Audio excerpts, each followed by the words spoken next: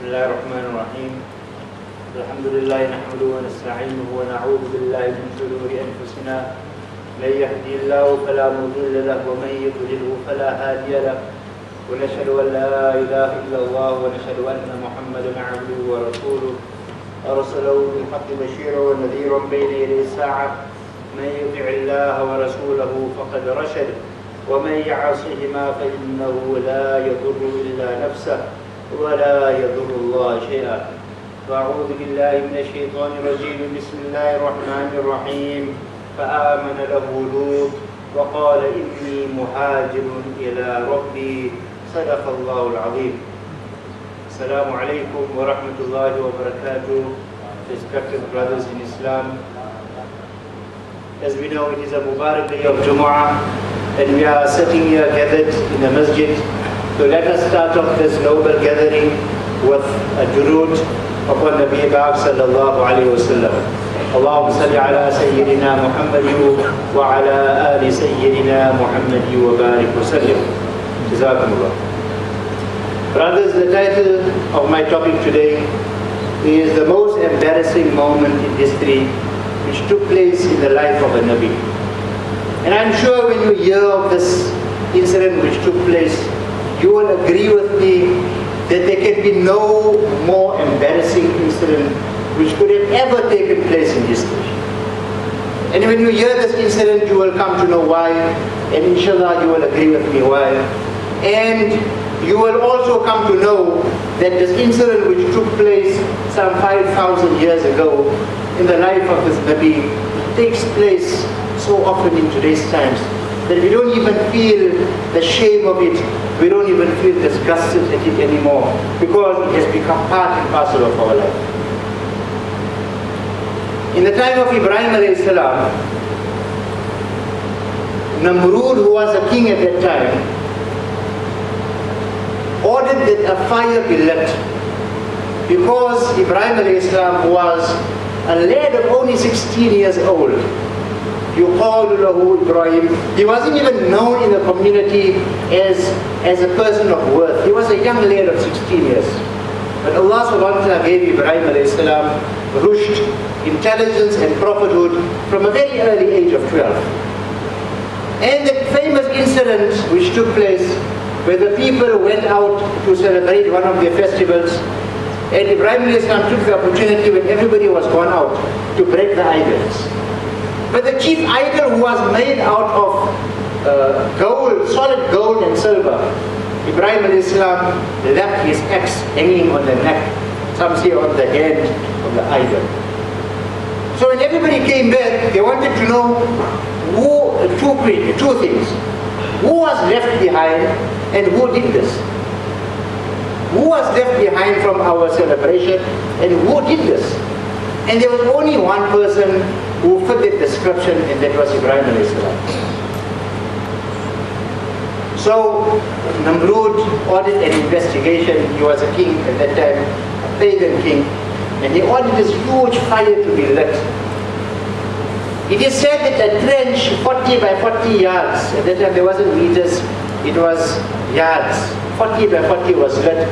And it was announced that if you want any of your needs fulfilled, the pagans, look at the thinking of the pagans.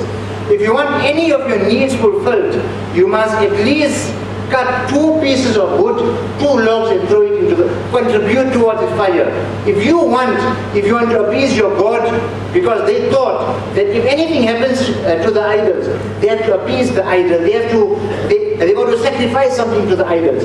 And if you don't appease the Lord and don't sacrifice anything to the Lord, or don't please the idols, then something very bad is going to happen to them. So the people, they say, look at their thinking and mentality. The news was spread that per person, if they don't cut 2 pieces of log and contribute towards the fire, something very evil is going to happen. And every person, young and old, rich or poor, they took it a religious duty to cut wood and to throw it into the fire to contribute towards the burning of Ibrahim alayhi salam. It took them 40 days. And when this fire was blazing, they now had to throw Ibrahim alayhi salam into the fire, but they had a dilemma. We cannot even approach 20 meters from the fire. How are we going to throw Ibrahim Islam in there? How are we going to throw him inside? Because you can't even approach 20 meters from the fire. The fire was so hot, it is said, that if a bird had to fly overhead, it would be cooked and fall down into the fire. It was so severe, the heat. So Shaitan came in the form of a human being. And he inspired those pagan people that build a caterpillar or a mangona and strap him onto the strapping into this caterpillar and throw him into the fire. This was done. They built a special caterpillar, they strapped Ibrahim al-Islam into this caterpillar and they threw Ibrahim al-Islam into the fire. Later on, Ibrahim al-Islam described his stay in the fire as the most peaceful moments in his life. Allahu Akbar. Ibrahim al-Islam described the fire as the most peaceful moments in his life, because as soon as he landed into the fire, besides the ropes which bound him, nothing, the fire harmed him in the least. Fire harmed him in the least. And when eventually after 40 days when Ibrahim al-Islam came out of the fire, then this was one of the supreme miracles of Ibrahim al-Islam. This was a testimony to the falsehood of the idols and the wahdaniyat and the unity of Allah subhanahu wa ta'ala. That there is a greater being above Namrud. That the idols cannot do anything. It is Allah subhanahu wa ta'ala who does. Because a being who can cause a fire to become cool on Ibrahim al-Islam for 40, imagine the fire took 40 days to cool. The being who can cause a person to stay in the fire for 40 days, that being saved Ibrahim al-Islam. And the people came out and they had this in their mind, that you know what, Ibrahim al-Islam's ilah, and his God is a true Lord. What would you have expected? Did they accept Islam or not? After witnessing a miracle of such gigantic portions, did they accept Islam or not? History says, very sad moment in history of mankind, that after witnessing such a manifest, such a clear sign from Allah subhanahu wa ta'ala, none of them accepted Islam besides two people.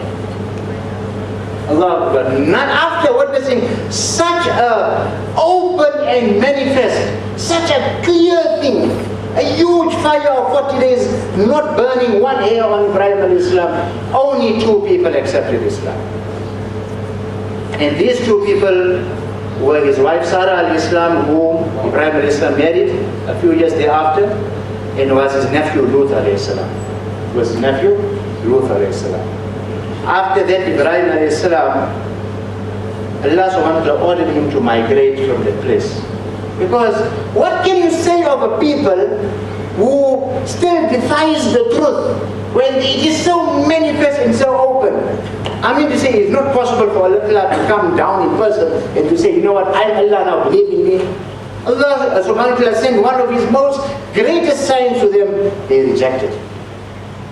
So Ibrahim al-Islam then with his wife Sarah al-Islam and Lut al-Islam, the only two people who accepted Islam, they were ordered to leave that place of Canaan. It was in Iraq, and they were ordered to leave the place and via Egypt to go into Palestine.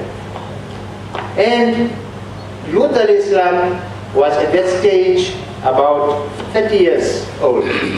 And as they were going from Egypt and approaching into Palestine, this is when Allah subhanahu wa ta'ala gave the order to Lut al-Islam to part company with Ibrahim al-Islam. He should go to a different place and Ibrahim al-Islam should go to a different place. So Ibrahim al-Islam was ordered to go to Palestine, and in today's times also, if you have to make the ziyarah, the 3 haram tours, you go there in the city of Khalil in Hebron, you'll find that the grave and the mazar of Ibrahim al-Islam is there. And a lot of Anbiya, there's close to 70,000 Anbiya are buried in the Ardul Muqaddas, in the land of Sham, in the land of Palestine. He is buried there. And Lut al-Islam was ordered to go to modern day Jordan. There was a place called Sodom and Gomorrah. There was another place, there were three sort of cities situated there in modern day Jordan. And Lut al-Islam was ordered to go there and to preach to those people, because those people had fallen on very evil ways. And this is the topic of my discussion, the challenge of Lut alayhi salam. So Lut alayhi salam was sent to this place, and when he got there, he got a shock of his life, because he came from a place where people rejected Allah subhanahu wa ta'ala after such a clear sign, and he finds people who are indulged in such a shameful act that nobody besides them in that point of history were engaging in that act. And became repulsed. He wanted to run away. And a few times he sent a message to his uncle, Ibrahim alayhi salam, please my uncle, I cannot stay in a place like this. These people have traversed the bounds. They went beyond human imagination in their evil. What were they involved in? They were involved in the sin called homosexuality and lesbianism. They were the first people in history to start up this evil, shameful abomination. And he couldn't understand that Allah subhanahu wa ta'ala created pairs, created wives for you. And they used to leave their wives and they used to indulge in this. And what confounded him more, brothers, what confounded him more, in which will still confine us today also, will confound us, will make us perplexed, that the women folk were actually happy with it. The women folk, their own wives, were actually happy with it. They were happy that they weren't being satisfied, so they used to indulge in lesbianism, and the men folk used to indulge in homosexuality. And it doesn't end here. They used to go one step further. They used to say the younger the person, the better the enjoyment. And the younger the person, the more respect he had in society. Lut alayhi salam said, أَتَأْتُونَ الْفَاحِشَةَ مَا سَبَقَكُمْ بِهَا مِنْ أَحَدٍ مِنَ الْعَالَمِينَ أَإِنَّكُمْ لَتَأْتُونَ الرِّجَالَ شَهْوَةً مِنْ دُونِ النِّسَاءِ بَلْ أَنْتُمْ قَوْمٌ تَجْهَلُونَ. Lut alayhi salam says, and these are the words of the Quran, that you are doing something which no other people in the world did. But antum qawmun tajhalun. You are an ignorant person. Where did you learn this from? And if you have to look deep into it, human beings weren't responsible for this type of evil thinking, shameful, dirty thinking. It says it once, Shaitan came again in the form of a human being. Brothers, when we say Shaitan comes in the form of a human being, he physically comes, he has a power now to come in the form of a human being. We can be sitting in a meeting, he can take the shape of anybody. Maybe you think the person is in a meeting, he's supposed to be, he wasn't supposed to be here, maybe that person is not there. Shaitan takes the form of that person and he comes and he says all wrong things. When the kuffar of Makkah were plotting to kill Rasul sallallahu alayhi wasallam, they all gave different suggestions. But this Shaitan came in the form of an old sheikh, of an elderly person from Najran. And he came a few days before and he was making tawaf of the Kaaba and people didn't know him, but they became impressed with his ibadat. So when they're having this meeting, he asked permission to be part of this meeting. And they said, you know what, you are a leader of the tribe from Najran, you come in and help us out. So this crafty Shaitan in the form of this sheikh, in the form of the respected old man, sat there. And he told the people, you know what, if you want to try to say that Rasul sallallahu alaihi wasallam is mad, and to try to say that he is like this, and try to kill him in this way or that way, nothing is going to help.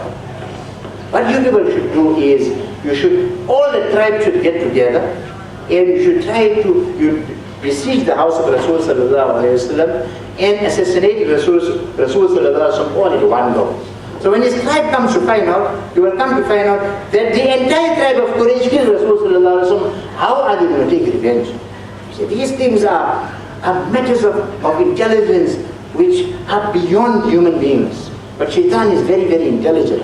So he inspired the kuffar to think of the strategy in order to assassinate Rasul sallallahu alaihi wasallam.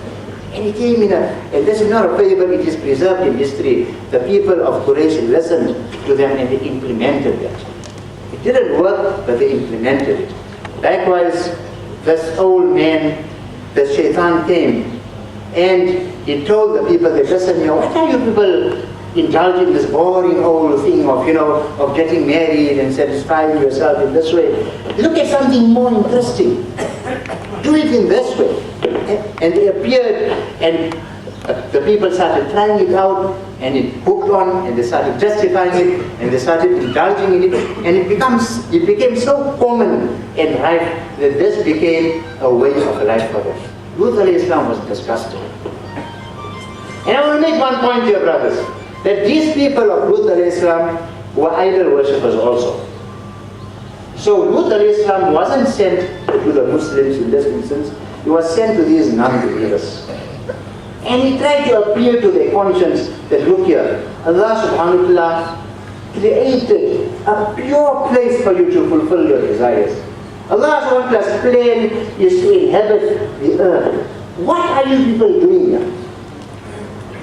So these people, they rejected him, and they gave him various responses.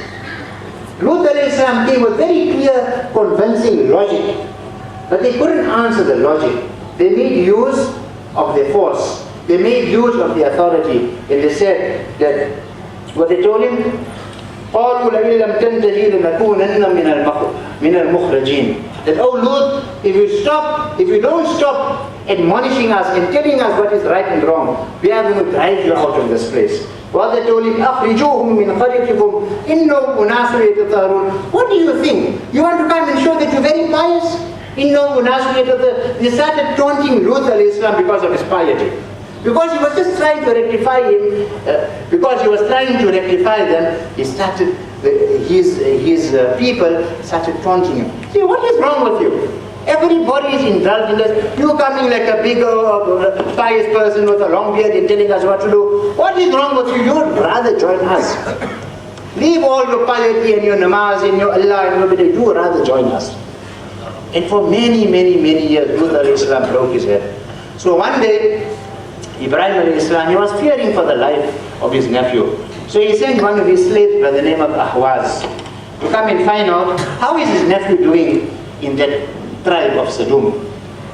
And besides homosexuality, these people had become so depraved that they lost their sense of judgment. There was no law and order at all in that place.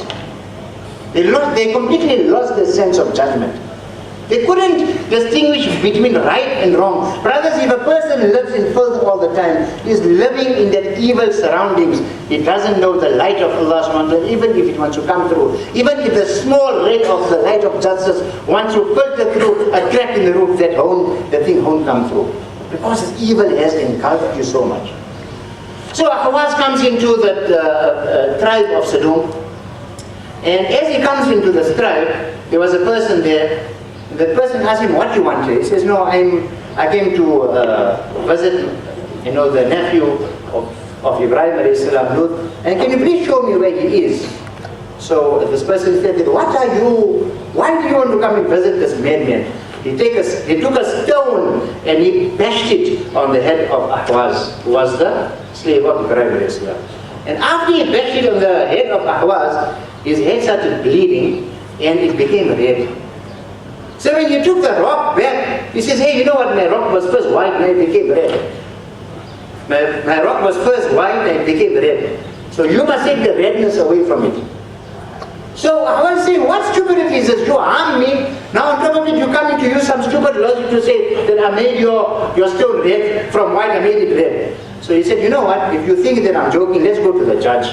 Let's go to the judge and let us ask now, what is the right way to proceed from here? What is the right thing to do? So we went to the judge, and the two of them presented the cases, and the judge actually agreed with the person. He said, you know what, because his stone was white, you made it red, now you must pay him for removing the dye from the stone. So the Ahwaz was so infuriated, he took the same stone and he bashed it on the head of the judge himself, and he told that other person, you know what, now you pay the judge for that, and did for that, and he left the place. That was the type of immorality, the type of reasoning which they had absolutely no way of judgment. Besides the evil practice of homosexuality, the tribe of Lut alayhi salam indulged in another heinous act, and that was highway robbery. They used to sit on the highways and they used to rob people. They used to cheat people. And when people used to come into their land, they used to charge them exorbitant custom duties. What they used to do is that, say for example, you need to pay maybe 10% or 15% on the customs. So they used to take their dues away, and on top of that, they used to look at all the other goods, and they used to say, okay, no, besides, say, maybe for example, they had wheat, or they had gold, or they had leather, or they had salt. So they used to say, besides the customs which you gave us, besides the duties which you gave us, we want to sample a little bit of everything. So they used to take a little bit of everything as a sample, and they used to just make use of it. In this way, they used to 3/4 of the goods of the people they used to rob. So, besides being involved in this evil of homosexuality, Allah subhanahu wa ta'ala made them such that they lost their sense of judgment, and they started even robbing people. Brothers, if a person doesn't believe in Allah subhanahu wa ta'ala, like how he's supposed to believe, then he will believe in everything else besides Allah subhanahu wa ta'ala. He will give his allegiance to things besides Allah subhanahu wa ta'ala. He will give his love to things besides Allah subhanahu wa ta'ala. And he will make dua to things besides Allah subhanahu wa ta'ala. Allah subhanahu wa ta'ala has got a light, a nur. And if you join yourself with that nur, Allah subhanahu wa ta'ala will make you walk in the light. But once that light is cut off from you, there's only darkness. So you can only see darkness. Darkness becomes normal to you. So when Lut al-Islam was telling his people that don't do this, for them this evil was the norm. They said, what are you telling us? Idolatry and this homosexuality is the norm, everybody is doing it.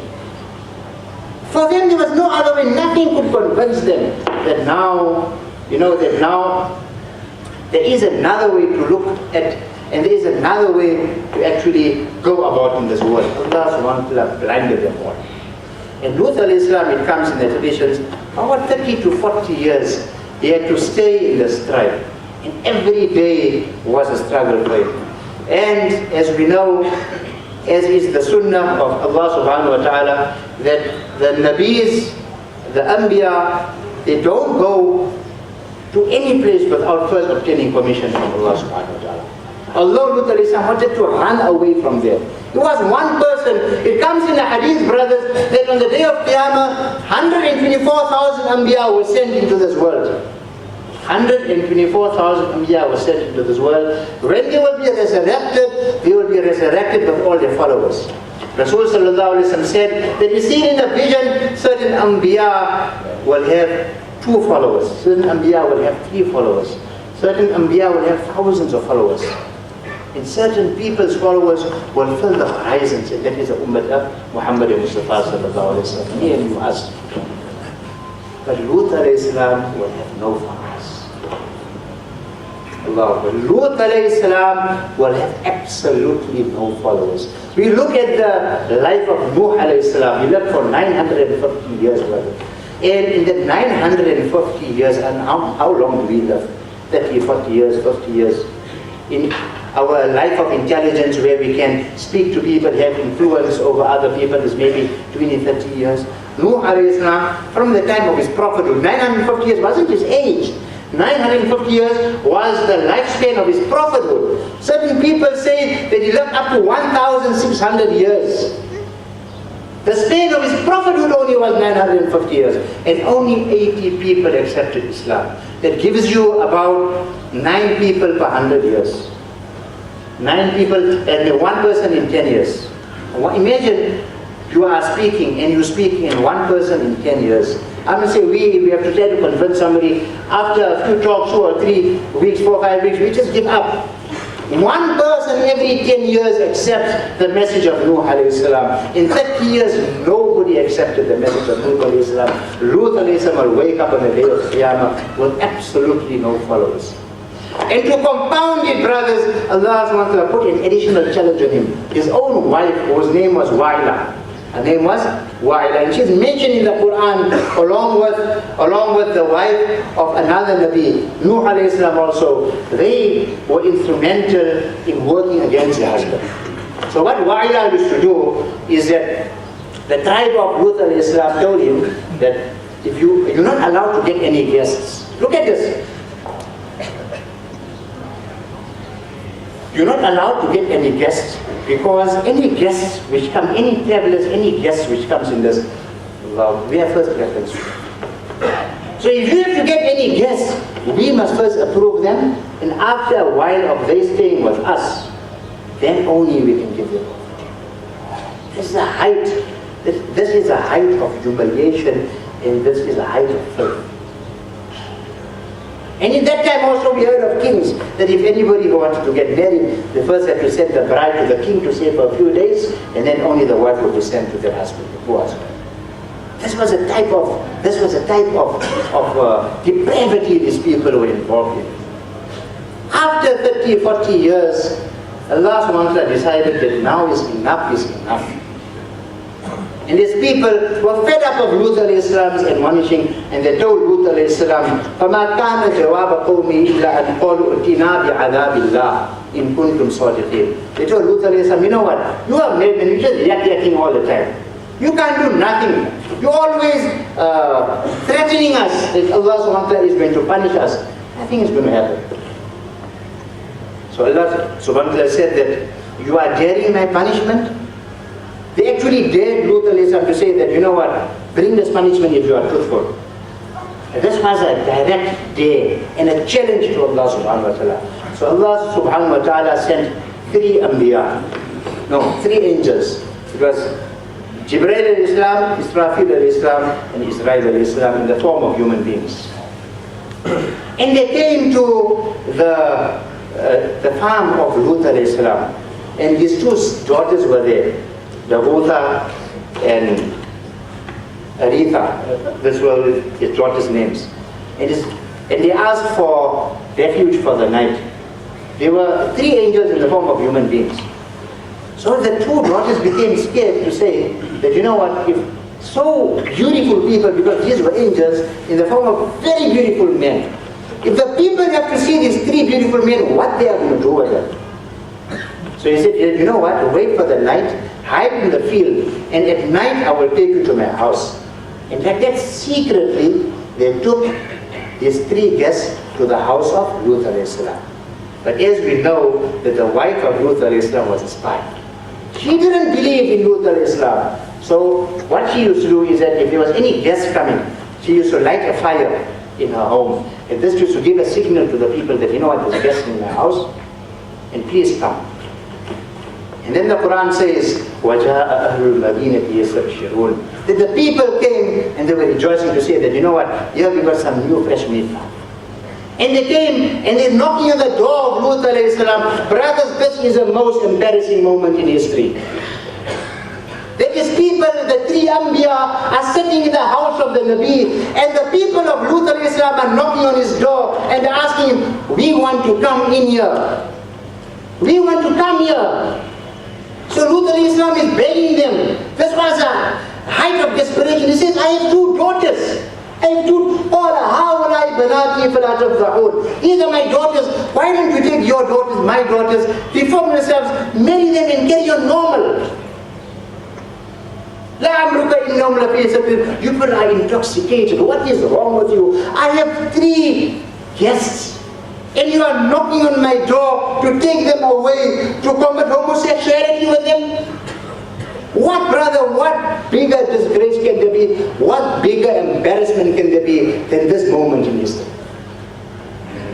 And for a while, now more people came and they started breaking the door of Lut alayhi salam, and they said that, you know what, we're not in need of your daughters. You know what we want. You know what we want. And at that stage, there's three angels who were in the form of human beings then revealed their identity to Lut alayhi salam. And they told Lut alayhi salam, Allah subhanahu wa ta'ala sent us to destroy these people. But we wanted to witness ourselves the level of the depravity. We wanted to witness ourselves whether these people are so evil that it justifies being destroyed. So Jibreel alayhi salam at that stage, he just moved his wing a little bit. These people became blinded and they went away. And they said that tomorrow morning we are going to come and fetch you. But it was just a grace, because Allah subhanahu wa ta'ala then that same night told Lut alayhi salam and his family to move out of that place. And Lut alayhi salam told his wife, the messenger, why did you come with? So his wife came and she said that, you know what, I want to be with my people. Allah subhanahu wa ta'ala the next morning sent an adab. Allah subhanahu wa ta'ala, the time is short, I just want to finish it up here. But there was an earthquake and there was a fire of stones, of baked clay. On each and every one of those stones were written of the names of the victims. And as this thing is coming down and raining upon the people of Lut alayhi salam and his family are going, and his daughters are going, and his wife is saying that, you know what, I can't leave my people, and she runs and she joins her tribe, and that stone, that piece of ember, the fire which was waiting on the perimeter of the city, as soon as she went into the boundary of the city, it got her and it knocked her senseless. Brothers, we are speaking about this incident which took place close to 5,000 years ago. Isn't homosexuality so rife? It has become a norm that in today's times there's legislation which permits it. You have the gay parade in Cape Town and other places of the world where they openly parade. And if anybody has to speak out against this evil, then they regard it as abnormal. And you are being told, we are being told that, you know, don't come with your piety, things of that sort, law of Allah, things of this, all old-fashioned things. Leave all that. We are in power now. We legislate. When we do right, what we think is right and what we think is wrong. Exactly what happened 5,000 years ago. Now it has come full swing upon us. Like how the azab of Allah subhanahu wa ta'ala took place then. You tell me the azab of Allah subhanahu wa ta'ala will come down. And it is coming. It is coming every day. But only thing we don't realize why it is coming. We see the volcanoes, we see the killing, we see the massacres, we see the tornadoes, but for us we attribute it to some natural causes. But when we read the Quran and Kareem, every disaster and calamity which takes place in this world, it takes place because of some sin that which we commit. Whether the sin is committed by Muslims or whether it is committed by non-Muslims. May Allah subhanahu wa ta'ala grant us all the tawfiq of suppressing evil, of making sure that we alone are not good people, but our surrounding should also be good. Because if we alone are good, our surrounding is not good. That will not prevent the azab of Allah subhanahu wa ta'ala coming down. Wa akhiru da'wana.